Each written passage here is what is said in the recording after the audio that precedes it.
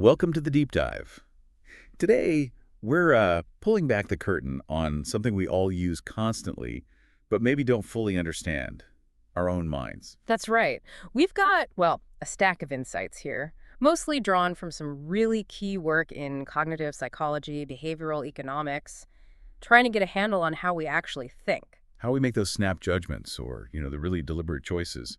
And intuition, what even is that? Exactly. And the mission here really is to pull out the biggest takeaways from this material, the stuff that can help you understand the surprising patterns, and sometimes the systematic errors that creep into how you judge things, how you make choices every single day. Yeah, often without us even realizing it, right? Well, totally. It's about getting maybe a richer vocabulary to describe these quirks of the mind. Like, have you ever wondered why you just felt that confident speaker was more believable, even if you couldn't say exactly why? Mm-hmm.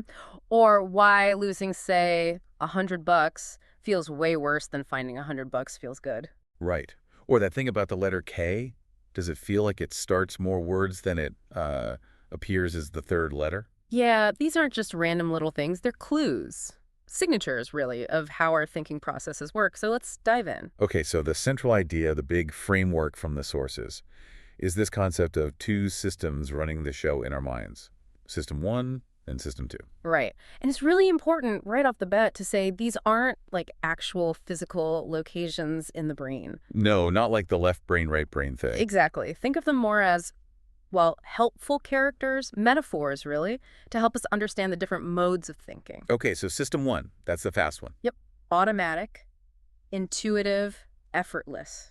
It just runs constantly in the background, doesn't need your permission. And it's generating what? Impressions?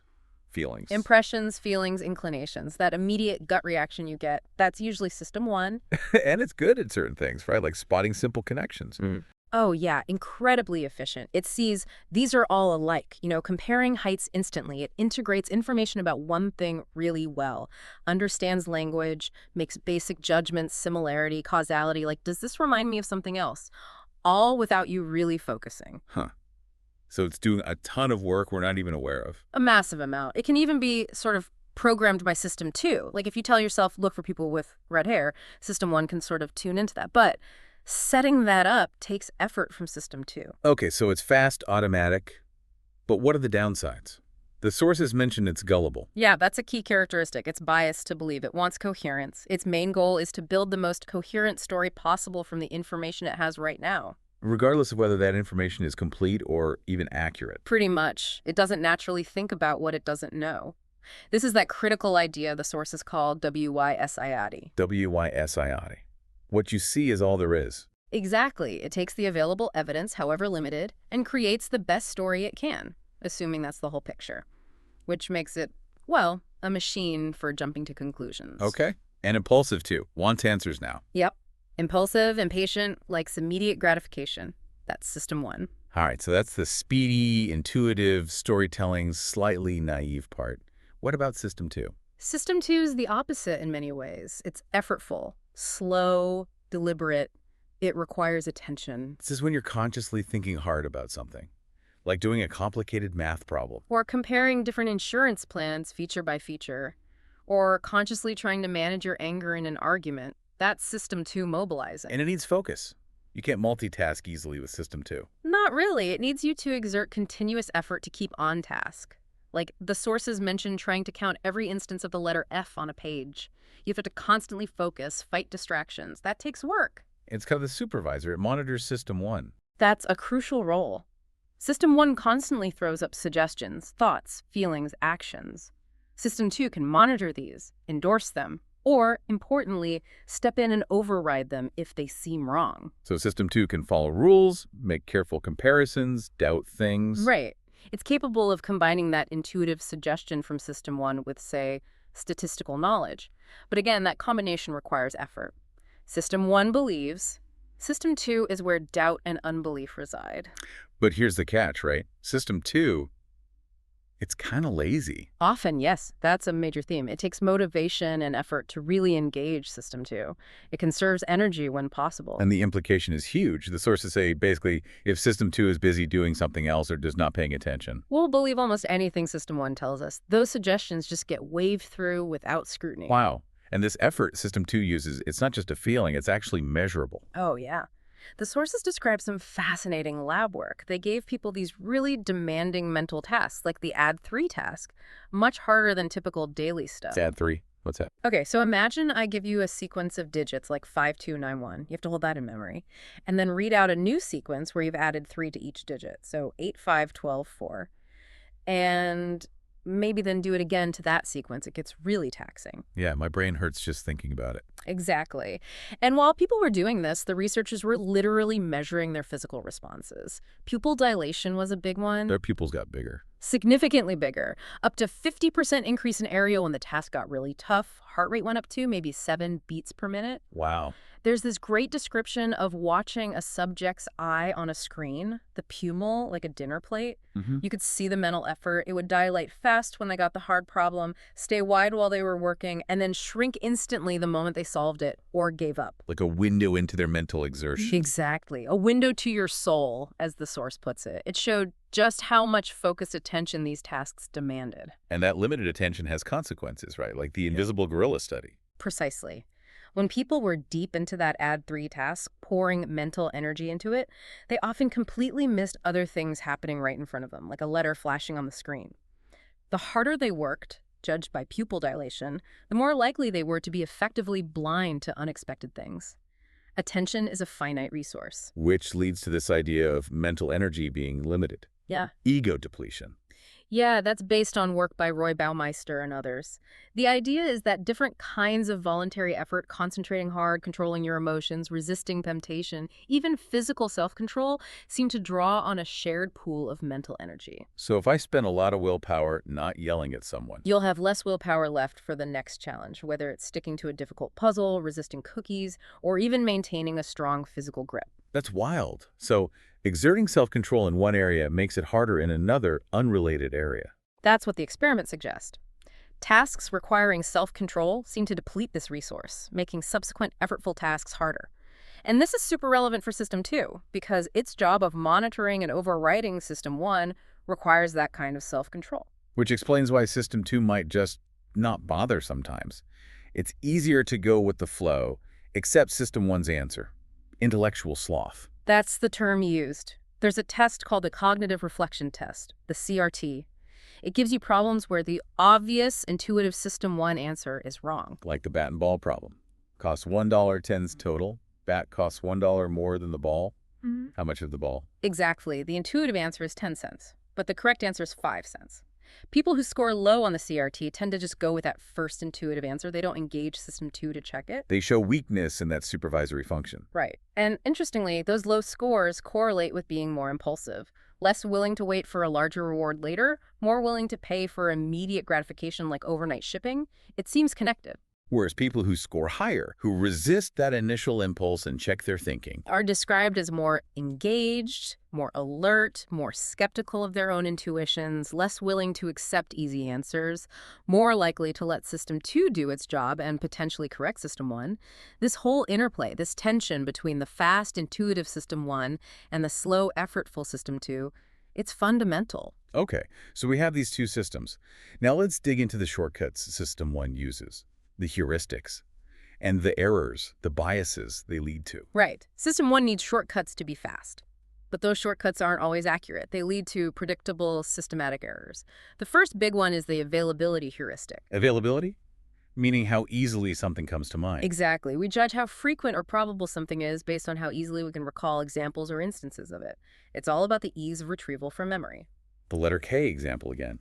Is K more common as the first letter or the third letter? Most people say first, because it's way easier to think of words starting with K, kangaroo, kitchen, kite. Thinking of words with K as the third letter acknowledge, like ask, that's a much harder mental search. So the ease of recall for first-letter words makes us overestimate their frequency, even though K is actually more common in the third position. Precisely. The ease or fluency of the memory search becomes a substitute for actual frequency data. System 1 mistakes ease for frequency. And you see this in real life too, right? Like the perception of risks. Definitely. Think about politicians versus other professionals. The sources suggest we might think certain issues, like maybe adultery, are more common among politicians simply because those stories get huge media coverage. They become highly available in our memory, biasing our judgment of frequency compared to, say, lawyers or doctors whose transgressions get less press. So availability is shaped by what we're exposed to, especially vivid stories. And that can lead to availability cascades. A rare but dramatic event gets lots of media play. It becomes super available in everyone's mind. Public concern rises, maybe disproportionately. Politicians feel pressure to respond. More media coverage follows. It's a self-reinforcing cycle. Like fears about plane crashes versus car crashes. Plane crashes are rare but vivid and heavily reported. Exactly. They stick in the mind.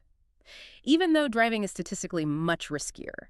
The sources mention examples like the Love Canal contamination scare or the Evlar scare with Apple, situations where a frightening narrative amplified by media created widespread fear and led to significant policy responses, possibly out of proportion to the actual statistical risk. It makes sense how easily that could happen. Mhm. And related to this is the affect heuristic, how our feelings guide judgments. Very closely related. This is where our immediate emotional reaction, do I like this or dislike this, influences our beliefs about its risks and benefits. It's pure system one. So if I have a good feeling about, say, a new technology, You're likely to see it as having high benefits and low risks. If you have a negative gut feeling, you'll likely see low benefits and high risks. Studies show this strong negative correlation in people's minds, even for things where objectively risk and benefit might go hand in hand. so our feelings are shaping our perception of the facts. Like Paul Slovic said, risk isn't just objective, it's tied to our minds and culture.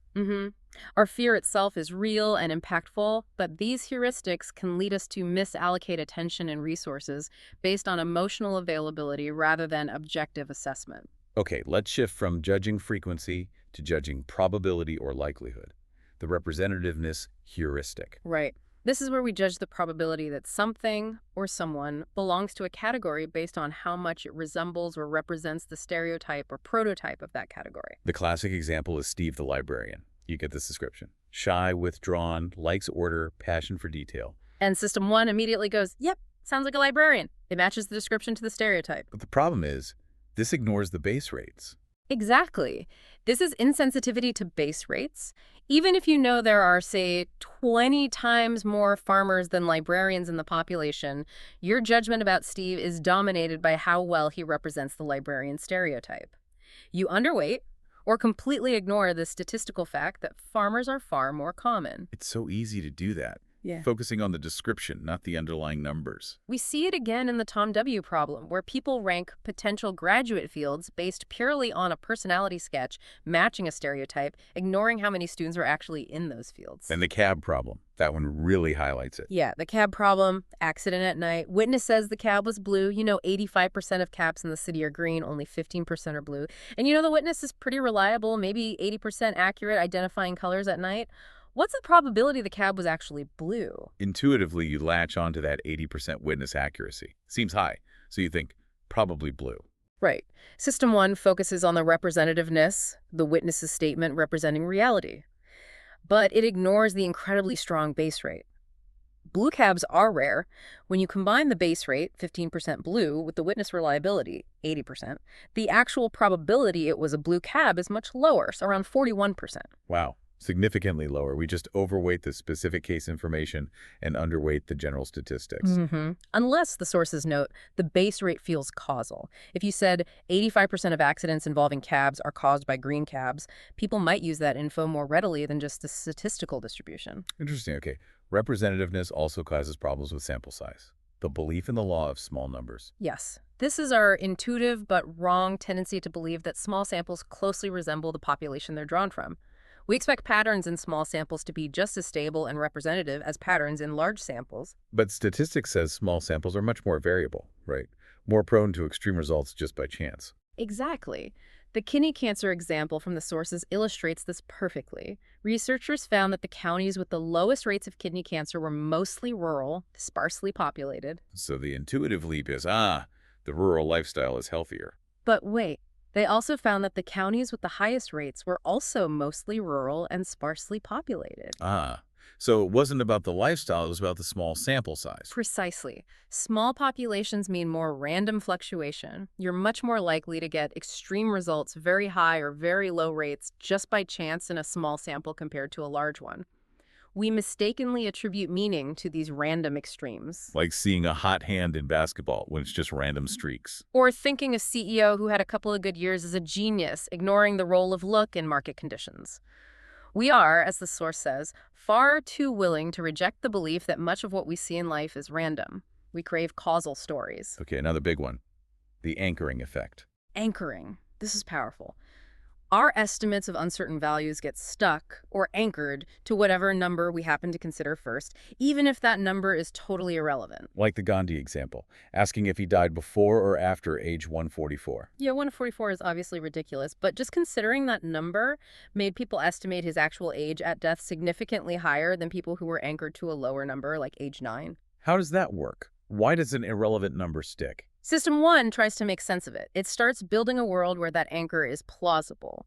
Then System 2 starts adjusting away from the anchor, but it usually doesn't adjust enough. It stops too soon. And this happens in real life. Negotiations, prices. All the time. First offers in negotiation act as powerful anchors. Suggested donation amounts, even in legal settings. There was a study with mock jurors awarding damages. What happened there? When jurors evaluated a case involving only financial loss on its own, their awards tended to anchor on the amount of that loss. But when they evaluated that same case alongside a different case involving a severely injured child, things changed. How so? In the joint evaluation, they had a comparison point. System 2 could engage more effectively. The emotional impact of the child's injury became a stronger factor, leading to much higher awards for that case, and it seemed to break the anchor of the purely financial case. Single evaluation relied more on System 1's anchored intuition. Joint evaluation allowed for more reasoned comparison. Fascinating. And all these heuristics, availability, representativeness, anchoring, they all seem to tie back to that fundamental System 1 principle. WYSIAD. What you see is all there is. Right. System 1 works with the info. It has the easily recalled examples, the stereotype, the anchor number, and builds a coherent story. It doesn't ask, what am I missing? Exactly. It doesn't see the base rate that wasn't mentioned or the small sample size or the fact the anchor was random. It substitutes a hard question, what's the true probability, with an easier one, how easily do examples come to mind, or how much does this resemble X? And because the story feels coherent, System 1 feels confident. WISIAD is a major source of overconfidence. It just wants the story to make sense based on what's right in front of it. Okay, this leads us into thinking about intuition more broadly and expertise and prediction. Yeah, the sources tackle intuition head-on. It's not magic. Often, following Herbert Simon's idea, it's basically recognition. Recognition. Meaning what? Meaning an expert, through thousands of hours of practice, learns to recognize patterns in a situation almost instantly. The situation provides a cue. That cue triggers access to stored knowledge and experience and memory, and boom, the answer or the appropriate action comes to mind intuitively. So, a firefighter sensing danger, or a chess master seeing a good move, that's learned pattern recognition. Largely, yes. But, and this is a big but, whether that intuition is actually reliable depends critically on the environment. What kind of environment? An environment that is sufficiently regular and predictable and provides opportunities for learning through quick, clear feedback. Firefighting, chess, certain types of nursing or medical diagnosis. These domains can foster genuine expertise because you see patterns, you act, you get feedback. But some environments aren't like that. Right. Think about stock market forecasting long-term, or political punditry about distant future events, or even clinical psychologists making judgments based solely on unstructured interviews. These are often low-validity environments. Outcomes are hard to predict, feedback is slow, ambiguous, or non-existent. So in those areas, even experienced people might feel intuitive, but their intuition isn't actually reliable. Pseudo-expertise. Exactly. Their subjective confidence can be very high, the illusion of validity, but it's not correlated with actual accuracy. They feel they know, but the environment doesn't support true predictive intuition. Which brings us to the surprising power of algorithms. Statistical prediction versus human intuition. This is one of the most robust findings discussed. The sources cite hundreds of studies showing that simple statistical formulas consistently outperform expert human judgment in predicting outcomes across a huge range of fields. Like predicting who will succeed in training programs, or patient outcomes, or business failures. Yes. even predicting the quality of wine vintages. Think about the APGAR score for newborns, a simple 5-item checklist. It replaced subjective judgments and dramatically improved outcomes because it was consistent and objective.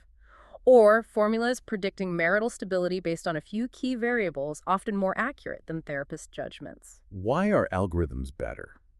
Is it just that humans are biased? That's a big part of it. Algorithms apply the same rules consistently every time. They aren't affected by mood, fatigue, anchoring, representativeness, or whether they like the person they're evaluating. They weigh predictive factors based on evidence, not hunches. Even simple equal weighting formulas often beat experts who try to get fancy. It's humbling, really. Our complex judgments can be less accurate than a basic formula.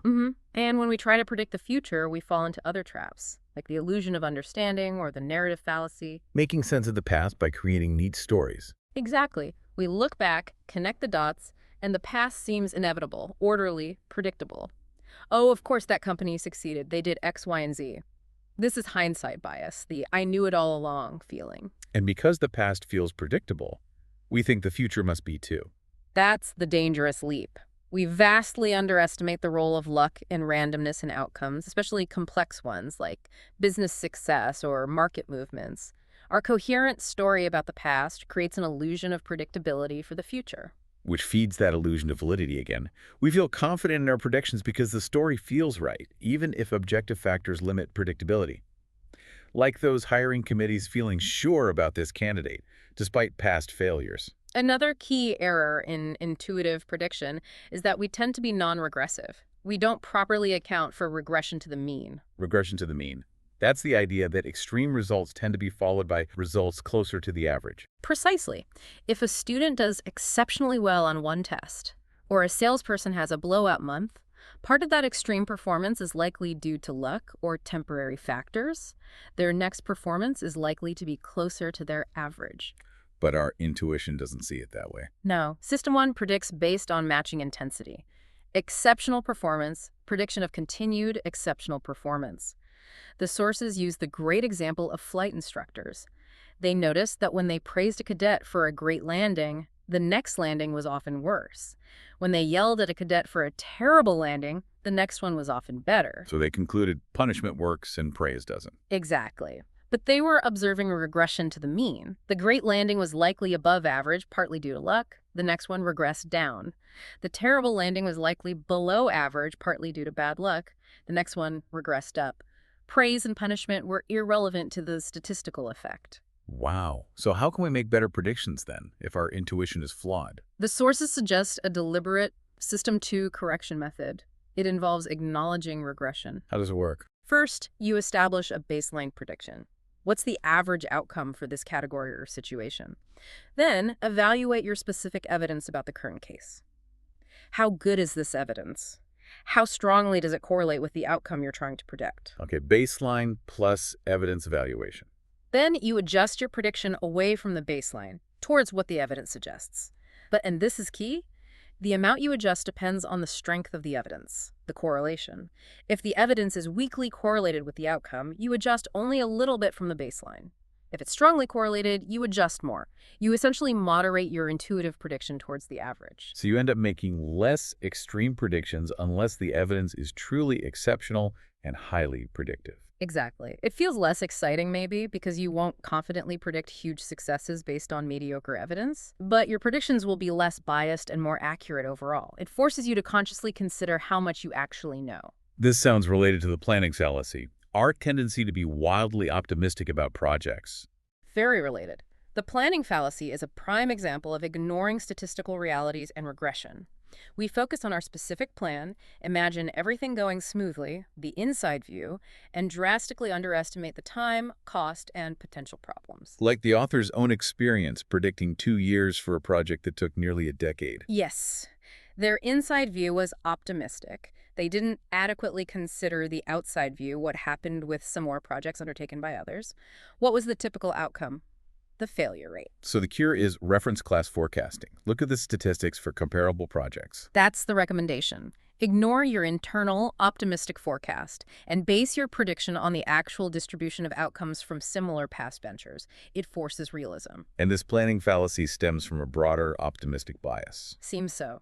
Most of us tend to view ourselves, our abilities, and our futures more positively than reality warrants. This optimism can be good, it fuels persistence, but it's also cited as perhaps the most significant and costly cognitive bias, leading to bad planning, risky decisions, and disappointment.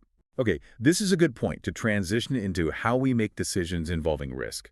This brings us to prospect theory. Right. Prospect theory, developed by Kahneman and Tversky, is crucial here. It's a descriptive theory, how people actually make decisions under uncertainty, not necessarily how they should decide rationally. And it contrasts with older ideas like Bernoulli's expected utility theory. Yes. Bernoulli thought people evaluate outcomes based on their final state of wealth. Prospect theory showed this is wrong.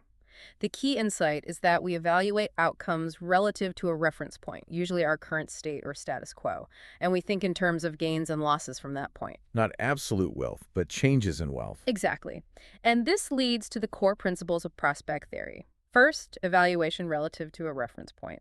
Second, loss aversion. Losses loom larger than gains. Losing hurts more than winning feels good. Much more. The psychological impact of a loss is estimated to be roughly twice as powerful as the impact of an equivalent gain. This simple fact explains a lot. Like why people turn down favorable bets. The Samuelson example, flip a coin, lose $100 or win $200. Yeah. Expected value is positive, $50 gain. A purely rational agent takes it. But for most people, the pain of potentially losing $100 outweighs the pleasure of potentially gaining $200, especially for a single toss. Loss aversion makes them risk-averse for mixed gambles. Okay, so reference points, loss aversion. What's the third principle? Diminishing sensitivity. As you move further away from the reference point, the subjected impact of each additional dollar gained or lost decreases. Meaning the difference between $0 and $100 feels bigger than the difference between $100 and $200. Exactly. And the same for losses. Losing the first $100 hurts more than losing the second $100, going from a $100 loss to a $200 loss. And these principles together shape our attitudes towards risk. They do. In the domain of gains, diminishing sensitivity combined with the reference point makes us generally risk-averse. We prefer a sure gain of, say, $900 over a 90% chance to win $1,000, even though the gamble has a higher expected value. The certainty feels better. But in the domain of losses, it flips. Yes. Faced with losses, loss aversion makes the sure loss feel very painful. Diminishing sensitivity makes the difference between a sure loss of $900 and a potential loss of $1,000 seem less significant. So people often become risk-seeking to avoid a sure loss. They might prefer a 90% chance to lose $1,000 and a 10% chance to lose nothing over a certain loss of $900. They gamble to try and break even. So risk-averse for gains, risk-seeking for losses. That's a key pattern. And loss aversion also drives the endowment effect. Valuing something more just because we own it, like the mug experiment. Right. People demanded about twice as much money to sell a mug they'd just been given compared to what other people were willing to pay to buy the exact same mug. Giving up the mug feels like a loss, which hurts more than the gain of acquiring it. Ties into the status quo bias, too. We prefer to stick with what we have because changing involves a loss of the current state. Definitely. You see loss aversion everywhere. Labor negotiations, current benefits are the reference point. Concessions are painful losses. Taxi drivers might work longer on bad days to avoid the loss of not hitting their daily target. Golfers feel the sting of a bogey, a loss relative to par, more than the joy of a birdie, a gain. Even ideas of fairness seem linked to this. Cutting wages feels unfair, a loss, but paying new hires less doesn't feel as unfair. No established reference point. Absolutely. Our moral intuitions about fairness are often tied to preventing losses from established reference points. Okay, what about how we handle probabilities and decisions? Are we rational there? Not really, according to prospect theory. We tend to overweight low probabilities. This explains buying lottery tickets. Tiny chance of huge gain feels more possible than it is. Or buying insurance for very rare events. And we underweight high probabilities. Yes. We might be less cautious than we should be when the odds are strongly against us, but not certain. And the way probabilities are presented matters hugely. Decisions from description, where you read the odds, are very sensitive to format. Vivid descriptions make small probabilities seem bigger, like 1,000 people will die, versus a 0.001% chance. Exactly. Vividness and emotional impact amplify the overweighting of rare events. This can be manipulated, obviously. What about decisions from experience, where we learn probabilities ourselves? Interestingly, that can sometimes lead to the opposite, underweighting rare events, especially if we haven't personally experienced them recently or ever. If the bad thing hadn't happened to you, you might act as if the probability is lower than it is. Though sometimes even experienced rare events get underweighted if they aren't easily recalled. And we're not good at distinguishing between very small probabilities. No, we're pretty insensitive. The difference between a 1 in 10,000 risk and a 1 in 100,000 risk doesn't register strongly. But we do value certainty disproportionately. We'll pay a premium to eliminate a risk entirely, much more than the actual probability reduction would rationally warrant. The peace of mind from zero risk is psychologically powerful. All this leads to inconsistencies, right? Framing effects. Huge inconsistencies. This violates the principle of invariance, which says rational choices shouldn't depend on how options are described, but they absolutely do. The example with the two problems, one framed as gains, one as losses. Yes. Problem 1, sure gain of $240 versus 25% chance of $1,000. People choose the sure gain, risk averse. Problem 2, sure loss of $750 versus 705% chance of losing $1,000. People choose the gamble, risk-seeking. Okay, those choices seem consistent with prospect theory in isolation. But now combine them. If you choose the sure gain, plus $240, and the sure loss, $755, your net outcome is a sure loss of $510. If you choose the gamble in problem 1 and the gamble in problem 2, the combined gamble is actually statistically better, lower expected loss, than the sure $510 loss. But people don't see that when the problems are separate. No, because they frame them narrowly. They make the intuitive choice in each frame, risk-averse gain, risk-seeking loss, and end up choosing the combined option that is objectively worse. Their preferences are frame-bound, not reality-bound. That's a powerful demonstration of irrationality. It really is. It shows the importance of broad framing versus narrow framing. Looking at decisions one by one, narrow, leads to suboptimal choices driven by immediate loss aversion. Bundling decisions, like Samuelson's friend being willing to take the bet if he could do it 100 times, or using a consistent risk policy broad, leads to better long-term outcomes. And this relates to mental accounting, how we categorize money. Yes, we put money into different mental buckets. This leads to things like the sunk cost fallacy. We keep investing in a losing project because we've already put so much in that past investment is in the project's account, and abandoning it feels like crystallizing the loss in that account. Like refusing to abandon a bad movie halfway through because you paid for the ticket. Exactly. Rationally, the past cost is sunk. Only future costs and benefits matter. But mentally, it feels like wasting the ticket price. And just how the question is asked. Yeah. Formulation effects, like organ donation. A stark example. Countries with opt-out organ donation, you're automatically a donor unless you object, have dramatically higher donation rates than countries with opt-in systems. You have to actively sign up. The default option, a seemingly minor framing difference, has massive consequences. It shows how easily our choices can be nudged by inconsequential features. Okay, let's shift to the final major theme, the two selves and happiness. Right. This is a really profound distinction the sources draw between the experiencing self and the remembering self. The experiencing self is the one living life moment by moment, feeling the pleasure or pain right now. Exactly. It's the stream of consciousness, the continuous flow of lived experience. If you could measure its feelings second by second, that would be the experiencing self's life. And the remembering self. That's the storyteller. The one that looks back, evaluates experiences, creates memories, and crucially makes decisions about the future based on those memories. It answers questions like, how was your vacation? Or, are you happy with your life? And the conflict is that the remembering self doesn't perfectly represent the experiencing self's reality. Not at all. The remembering self has its own biases when evaluating past experiences. The two big ones are duration neglect and the peak end rule. Okay, explain those. When the remembering self judges a past episode, say, a painful medical procedure, it doesn't sum up the total amount of pain felt over time. Instead, its judgment is dominated by two things: the feeling at the most intense moment, the peak, and the feeling right at the very end. How long the whole thing lasted, duration is largely ignored. Duration neglect and peak end. The cold hand experiment showed this, right? Perfectly. People put their hand in painfully cold water. One trial. 60 seconds of intense cold, then stop. Second trial. 60 seconds intense cold, PLUS, another 30 seconds where the water was still cold but slightly less painful. So the second trial had more total pain for the experiencing self, longer duration. Correct. But when asked later which trial they'd prefer to repeat, many chose the longer, more painful trial. Why? Because the end was less painful. The remembering self's evaluation, driven by the peak, similar in both, and the less awful end, created a better memory even though the actual experience was worse overall. That seems wrong.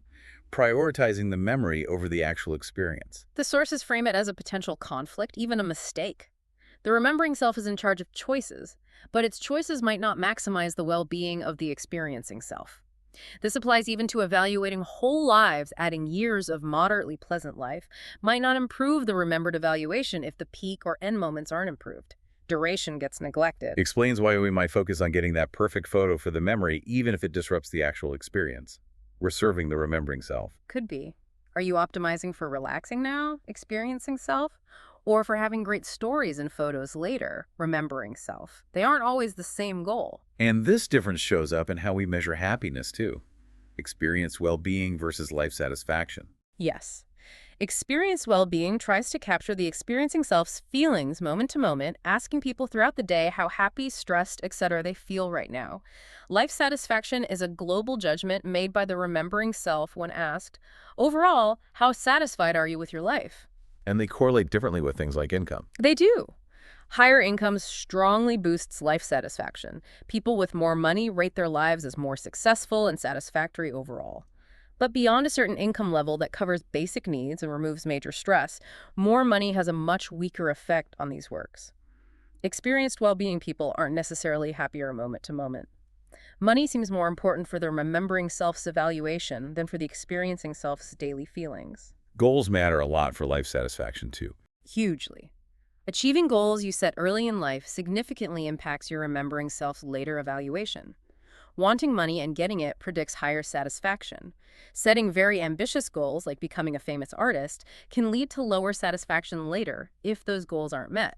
The remembering self cares about the narrative arc, about achieving what it set out to do. Which brings us to the focusing illusion.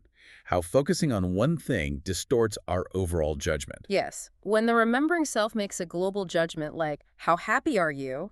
Whatever aspect of life is currently on your mind, or made salient by a preceding question, gets weighted disproportionately heavily. Like asking about dating frequency right before the happiness question. Or finding a dime.